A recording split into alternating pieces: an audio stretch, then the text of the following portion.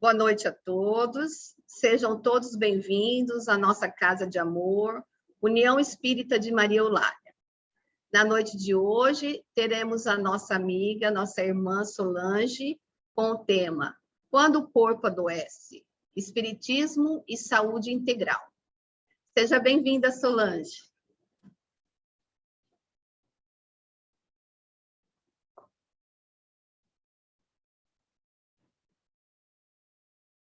Boa noite. É com muita alegria que estamos aqui nesta casa, no presencial, com os irmãos online, trabalhando este tema tão caro, nesse retorno, nesses 2 últimos anos que vivenciamos. Estamos aqui para dialogar sobre a saúde integral. A saúde física, ela é temporária. A saúde integral é a do nosso espírito imortal, que sairemos do corpo e entraremos em outros corpos para produzirmos a saúde integral. Então, nesse contexto, a nossa referência é o Evangelho de Jesus, a sua doutrina. Há 164 anos foi publicado o livro, trazendo à humanidade o Consolador prometido por Jesus. A morte é apenas deixarmos o corpo físico. E saúde, muitos de nós poderemos nascer com doença congênita e sermos considerados doentes por toda a encarnação. Mas ali pode viger um espírito no ensinamento, no aprendizado, muito superior àqueles de nós que nenhuma doença física tiver. Lembremos-nos, então, que nesse binômio corpo-espírito, cada um de nós trará as provas e as expiações necessárias ao seu aprendizado. Jesus, nosso modelo e guia, adoeceu. Porque enquanto espírito crítico, espírito puro, não mais passa por esse processo. Mas nós, que aqui estamos, nessa transição planetária, provas e expiações para a regeneração, ainda adoeceremos. Física, emocional, espiritualmente. De acordo com a Organização Mundial de Saúde, o conceito foi estendido para um completo bem-estar físico, mental, social, e não apenas a ausência de doença ou enfermidade. Há muitas pessoas com muitos diagnósticos, mas estão bem. E muitos de nós sem nenhum diagnóstico, de acordo com o Código Internacional de Doença, mas nos sentimos doentes. Então, talvez muitos aqui tenham algumas doenças que usam medicamentos. Vamos lembrar do nosso Chico Xavier. Chico usava muitos comprimidos. E graças a ele, sobreviveu 92 anos, para nos deixar um profundo legado de amor, de justiça e de caridade. A gente tem o nosso Divaldo, com mais idade do que o nosso Chico. É saúde. A nos deixar legados, de exemplo, de amor, de fidelidade ao Cristo. Então, nessa transitoriedade, lembremos-nos que, de acordo com a doutrina espírita, é este o binômio. Saúde integral é o espírito e o corpo. Eu posso passar uma encarnação toda fumando, bebendo, e ocasionalmente vir a falecer por uma outra causa, um acidente de carro. Mas houve uma lesão no meu corpo espiritual. Eu fiz mau uso das leis de liberdade. E por causa e efeito, eu posso renascer de forma expiatória no corpo físico, graves lesões do fígado. Já nascendo criança, precisar do transplante hepático. Posso nascer com graves lesões no meu pulmão. Posso, já criança, precisar de um transplante pulmonar. Então, é importante que nós entendamos que a lei de causa e efeito não é uma lei punitiva, é educativa. Eu posso nascer com asma. E, obviamente, pela compreensão que terei da doença, é melhor eu não fumar nessa encarnação. Melhor eu ter bons hábitos, distanciar dos poluentes do ar, especialmente as drogas, o tabaco, o narguilé, a maconha. Vou tratar minha asma, vou conviver com ela.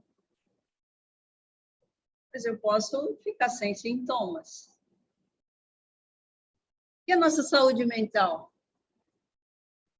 Como nós estamos diante desse momento tão significativo?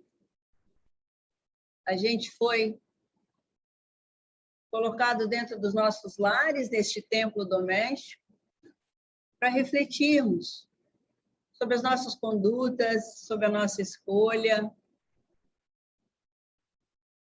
Por providência divina, não houve uma guerra atômica, onde aquele que implode a bomba também iria desencarnar. Não foi assim. A guerra do vírus, nenhuma bomba atômica pôde implodir. E aí nós, irmãos de humanidade, fomos convocados a buscar a vacina. E nos 4 cantos do mundo, ela foi necessária, está sendo necessária. Mas também a vacina da solidariedade, da fraternidade, a vacina da união, independentemente de sexo, de poder aquisitivo, de raça, cor e de religião. Todos nós paramos as igrejas, as casas espíritas, para que nós nos uníssemos, se quiséssemos sobreviver por mais algum tempo. Poderia ter sido muito pior, mas a providência divina interviu por nós. E aí todos fomos convocados a nos unir e a caminhar com mais saúde. Porque se focarmos o aqui e agora, o nosso corpo físico ao materialismo, a gente não ia muito longe. Essa transitoriedade trouxe a convocação de que o ser humano é um ser espiritual, momentaneamente no corpo físico. Pessoas que se diziam ateus, diante da pandemia da Covid-19, eu ouvi um paciente dizer: eu aprendi a rezar, entubado na UTI. O meu pai, já falecido há muitos anos, vinha todos os dias rezar comigo. Eu aprendi a rezar na UTI, entubado pela Covid-19. E a saúde mental? Eu ouvi de uma outra paciente. Depois da síndrome de angústia respiratória, muitos dias na unidade de terapia intensiva, ela retoma a consciência e diz assim: Todos os dias, antes da Covid, eu pensava em me matar. Agora eu quero viver. Eu descobri um sentido para a minha vida. Então, a doença física, a doença mental, ela deriva do nosso ser espiritual. E desconectado da nossa essência, adoece. Porém, graças à misericórdia divina, nós estamos aqui, unidos, fortalecidos. É claro que muitos falecidos, muitos falidos, mas estamos no planejamento para o mundo de regeneração. Então, nesse contexto, a ciência também caminha.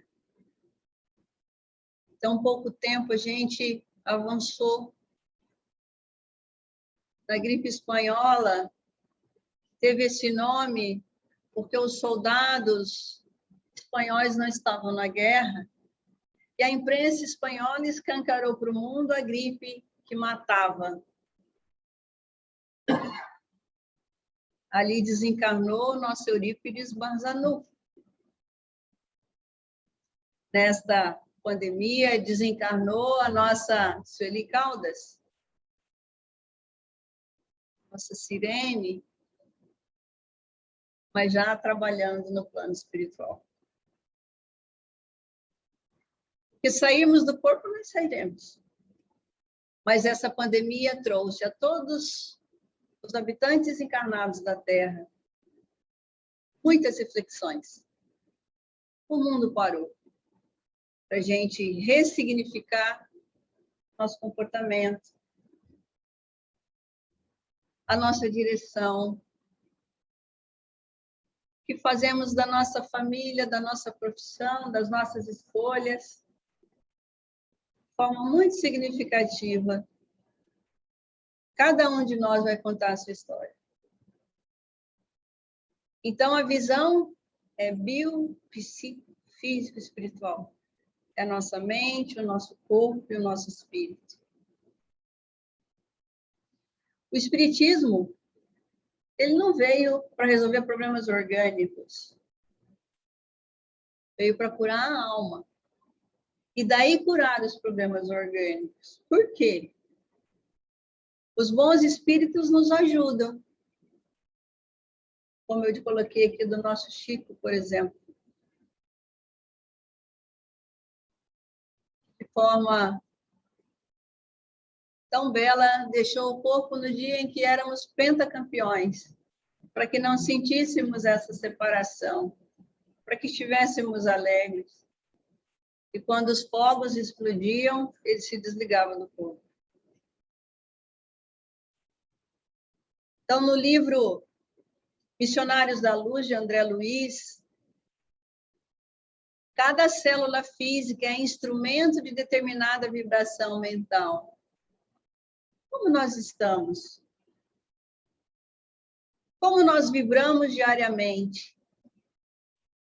De forma confiante, esperançosa, em oração, na vigilância? Os hospitais, diante de todo o colapso, havia na frente dos hospitais pessoas que rodeavam os hospitais em oração. A gente ali na linha de frente o tempo todo, a vida, a morte, a insuficiência respiratória, a dor, o desespero de entes queridos querendo notícia. E às vezes ela vinha de forma que era a morte, e até esse processo extremamente trabalhoso, porque não se podia se despedir do seu ente querido. Se negociava com uma funerária, colocava o ente querido no cemitério. Houve muita dor, mas houve muito amor, muita oração, muita superação. Em todos os lares, em todos os lugares. Famílias que não se conversavam, na unidade de terapia intensiva, às vezes com um celular, um irmão há anos que não se falava, voltavam a falar. Todas as oportunidades de ressignificarmos. Isso é muito importante, porque foi um período em que a lei do progresso e a lei da destruição andaram juntas, de forma muito veloz. Portanto, neste processo, o estudo da ciência por meio da fé traz uma complementação ao modelo biológico vigente, favorecendo a prática da saúde integral. E como nessa questão do Livro dos Espíritos, qual o tipo mais perfeito que Deus tem oferecido ao homem para lhe servir de guia e modelo? Jesus. Jesus curou muitas pessoas. Todas elas morreram um dia. Algumas voltaram a adoecer na própria encarnação. Foram curadas por Jesus. Não persigamos, irmãos, não ter doenças. Busquemos a saúde, sim, mas não só do corpo físico. Porque se estiver na conta da minha vida uma doença orgânica, uma doença degenerativa. Houve um inglês cientista, teve uma doença degenerativa chamada esclerose lateral amiotrófica. Menos de 20 anos foi diagnosticado com uma sobrevida de 2 anos. Morreu com mais de 70. Escrevia livros por mensagens de umas teclas que o computador traduzia. E avançou bastante na ciência, não se permitindo as limitações. Então, cada um de nós vai ter o seu processo. Alguns de nós terá doenças mais para frente. Esse carro não tem como trocar nesta encarnação. Então, a gente arruma algumas peças, dá algumas medicações, pode até transplantar alguns órgãos, mas a gente vai com ele até o fim. Então, façamos bom uso do jumentinho, segundo Francisco de Assis.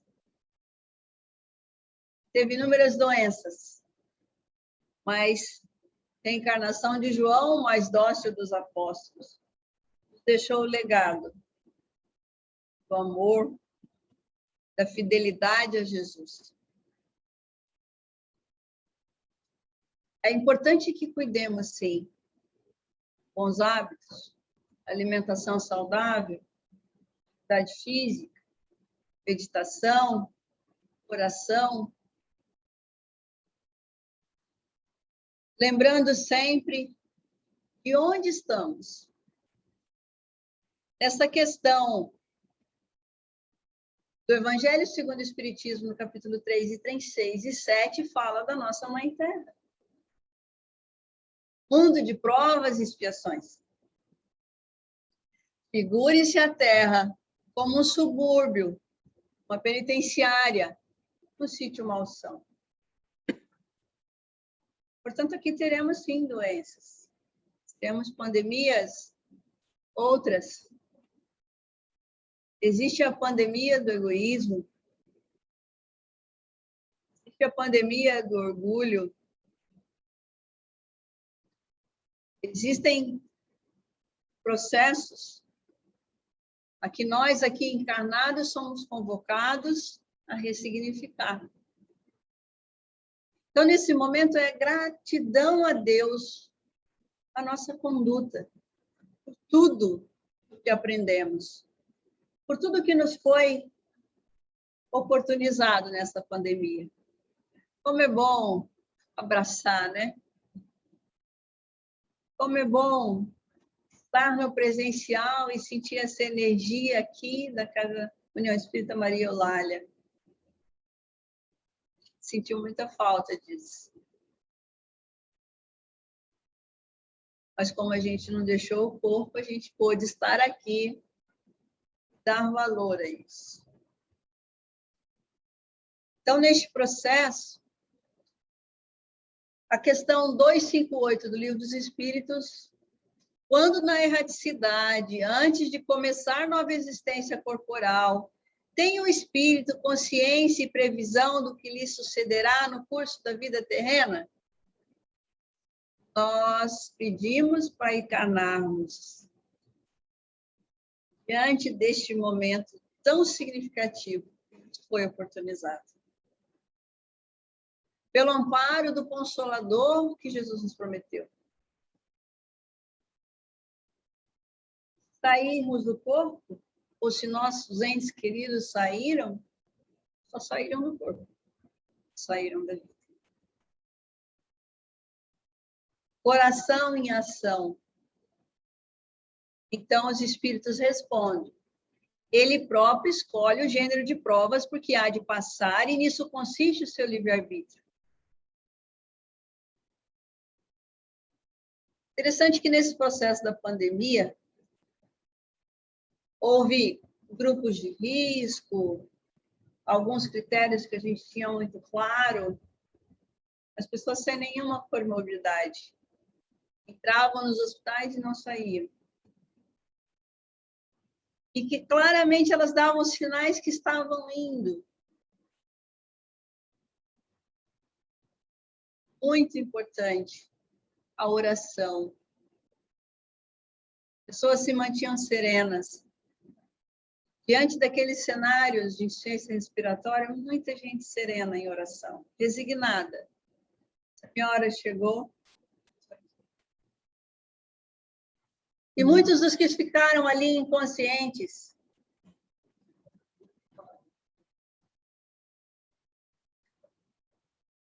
muitos no aparelho por longos dias. Seus entes queridos vendo todo o desespero daquela situação, quando retornaram, estavam tranquilos, não viram nada, não lembram de nada, praticamente daquilo tudo que a família viu. Qual é a diferença? Não é o que o corpo está passando, mas o que o espírito ali conectado está vivenciando. É claro que muitas pessoas, com aquela compreensão que a gente tem, às vezes, quando a hora está chegando, compreende que se for, não vai voltar. É físico. Mas a morte não dói. Então, que não fiquem as famílias, como muitas ficaram. Como foi? Será que ele se desesperou? Eu gostaria de estar ali, eu gostaria de saber. Conversem com aqueles que voltaram. A diferença é a oração, a vigilância, a entrega, a respiração.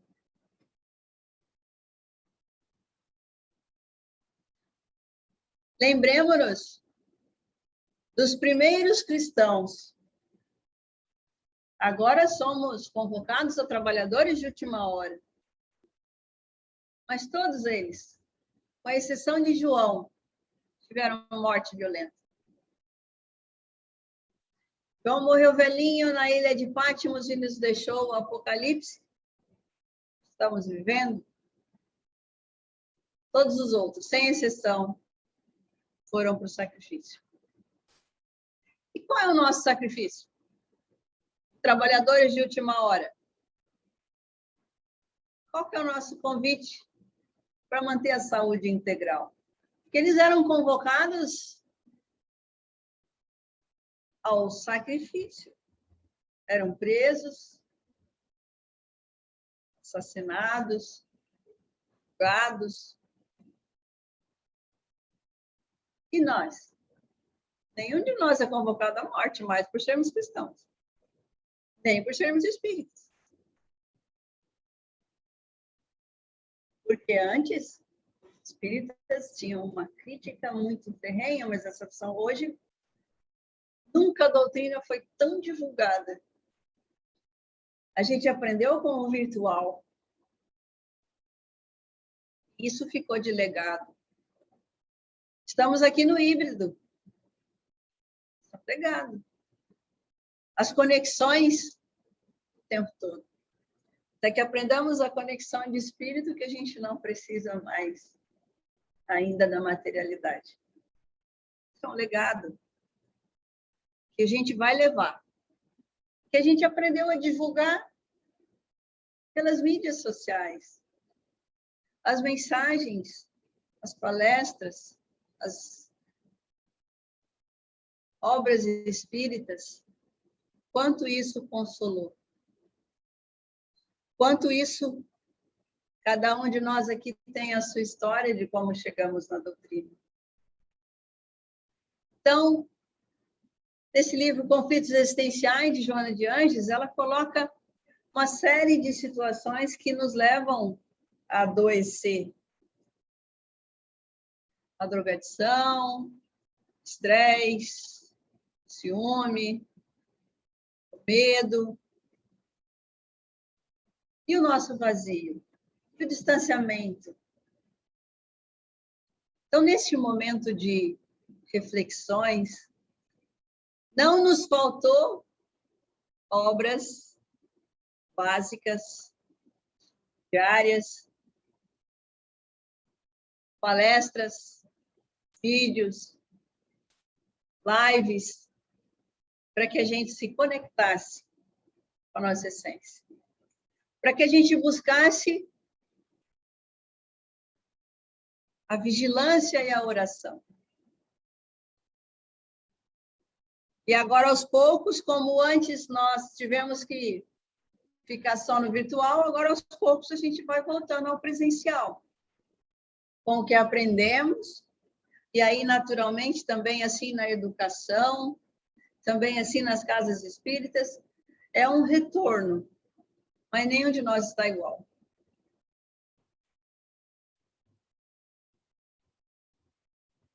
Falando da questão da sexualidade, é algo fundamental. Porque a nossa energia vital, o amor ao próximo, o amor ao filho, o amor ao companheiro, o amor à vida, o amor a Deus, usando de forma amorosa a nossa energia sexual. Não mais de sensação, mas sim de sentimentos. Então, isso também aqui traz a resposta, uma importância vital. O ser humano, respeitando a sua sexualidade, transfere para os arcabouços das células as energias de sobreimportância na aquisição da saúde integral. Façamos bom uso. Aqui, Divaldo, nesse livro Sexo e Consciência, coloca que o Espiritismo não estabelece normas de comportamento para os outros, uma vez que o seu corpo de princípios não condena as escolhas individuais de qualquer natureza.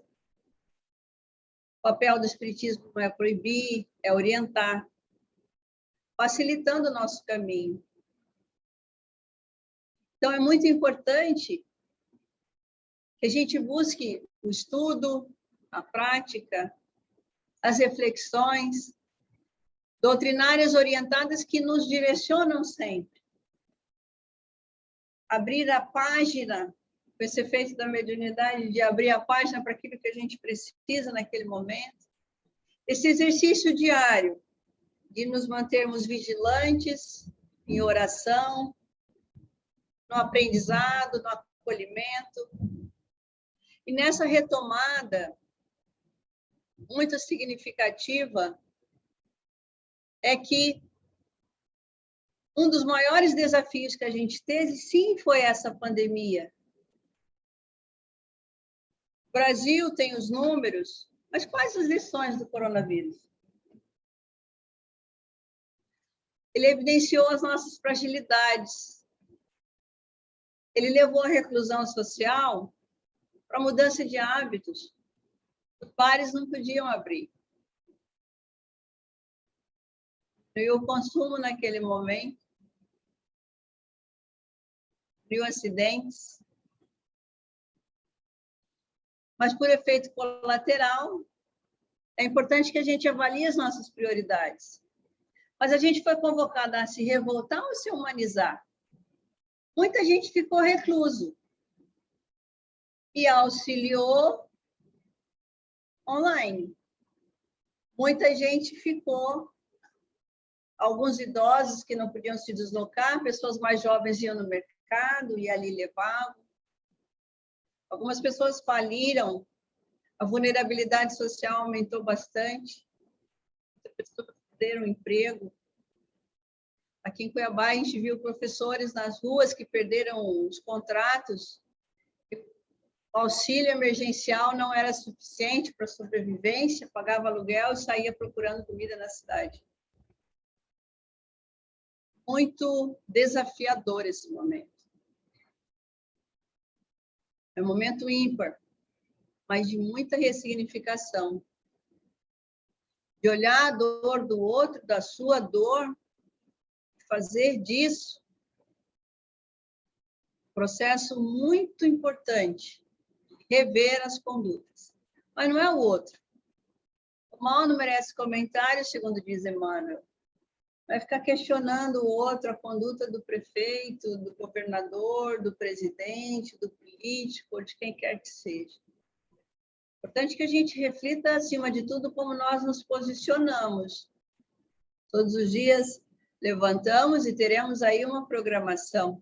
E como nos convoca Santo Agostinho, chegar no final do dia, refletir sobre o que fizemos. Imediatamente no dia anterior, continuar a nossa jornada. Então, muitos dos trabalhadores também tiveram muitas situações desafiadoras. Nessa retomada, a gente tem visto os desafios de trabalhadores diante de tudo que vivenciou, a dificuldade do retorno, algumas questões familiares, algumas questões financeiras, existenciais, a importância da união. Então, para a gente concluindo, vou colocar algumas questões aqui, que a nossa escolha, sim, vai impactar na nossa saúde, e a todos os dias, durante toda a nossa existência. Aquilo que a gente já fez, está na conta da vida, serve de aprendizado. Todos os dias estamos aqui. Podemos aí fazer o nosso melhor onde a gente estiver. A água fluidificada aqui, ou nos companheiros que estão online, traz um remédio que nenhum médico pode prescrever. Então, na casa espírita, meus irmãos, é importante essa reflexão de que os nossos parâmetros sempre são as leis divinas e o Evangelho de Jesus. As leis humanas, elas caminham na direção dos direitos humanos. Depois da Segunda Guerra Mundial, o mundo disse, isso não é possível.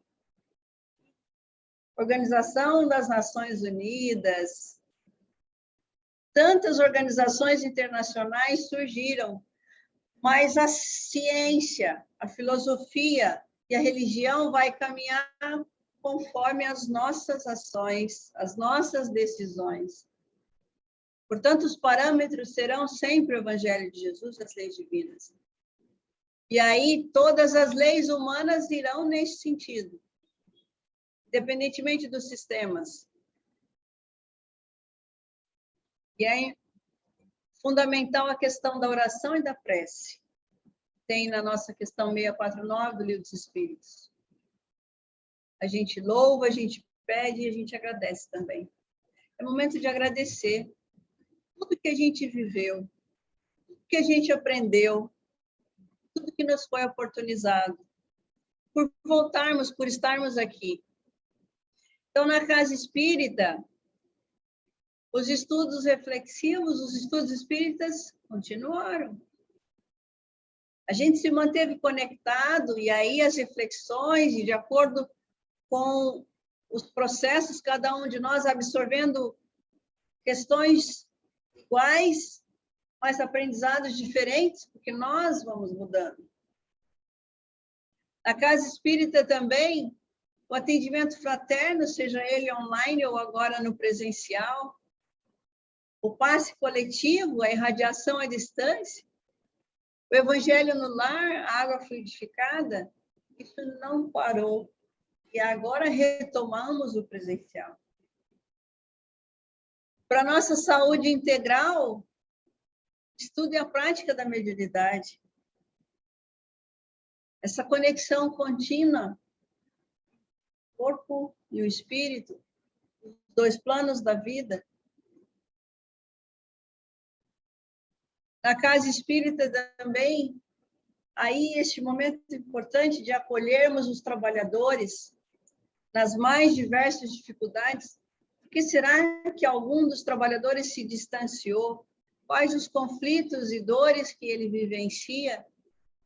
Quais as dificuldades para retomar o trabalho presencial neste momento? Então, acolhamos, dialoguemos, passamos esse espaço de convivência, um espaço de ouvir-nos, de acolhermos, de caminharmos juntos, porque programamos isso.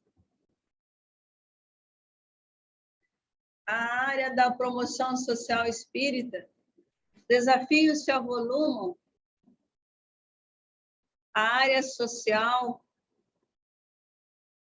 tem uma programação na Federação Espírita Brasileira com as regiões, toda uma plataforma online construída para capacitação permanente, aprendizado da utilização das políticas públicas e os processos. Os irmãos privados de liberdade ficaram também reclusos, mas o número de mortes foi muito pequeno pelo isolamento. E agora que se retoma as visitas presenciais há quase 2 anos sem visita de seus entes queridos. Mas permaneceram vivos. Então, é fundamental que a gente possa usar de toda a compreensão e possibilidades que a Casa Espírita traz. Sim?